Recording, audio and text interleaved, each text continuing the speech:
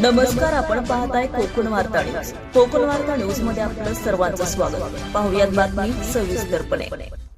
पोलादपूर तालुक्यातील सावित्री कामथे नदीपात्रात सुरू असलेल्या बेकायदेशीर वाळू उपशामुळे पर्यावरणाला गंभीर धोका निर्माण झाला असून शासनाच्या नियमांची सर्रास पायमल्ली होत असल्याचा आरोप आपली माती आपली माणसं संघटनेचे संस्थापक राज पार्टे आणि अध्यक्ष श्री निलेश कोळसकर तसेच ग्रामीण कमिटीचे अध्यक्ष हरिभाऊ पवार यांनी केला आहे. संघटनेच्या वतीने वेळोवेळी पुराव्यानिशी संबंधित प्रशासनाकडे तक्रारी व पत्रव्यवहार करण्यात आले, मात्र शासनाच्या स्तरावर केवळ कागदोपत्री कारवाई होत असल्याचं दिसून येत असल्याचं नागरिकांमध्ये नाराजीचा सूर उमटत असून शेतजमीन ही मोठ्या प्रमाणावर नुकसान झालं आहे.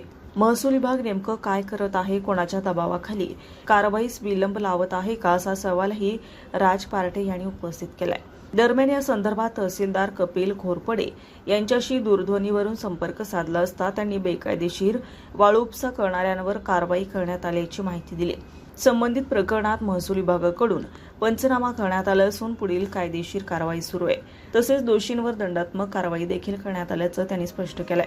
मात्र ही कारवाई केवळ औपचारिक स्वरूपाची राहणार की वाळू माफियांविरोधात कठोर आणि प्रभावी पावले उचलली जाणार याकडे आता नागरिकांचं लक्ष लागून राहिले. पर्यावरणाची हानी थांबवण्यासाठी आणि नदीपात्रांचे संरक्षण करण्यासाठी प्रशासनाने ठोस भूमिका घेण्याची मागणी स्थानिक नागरिकांकडून होत आहे.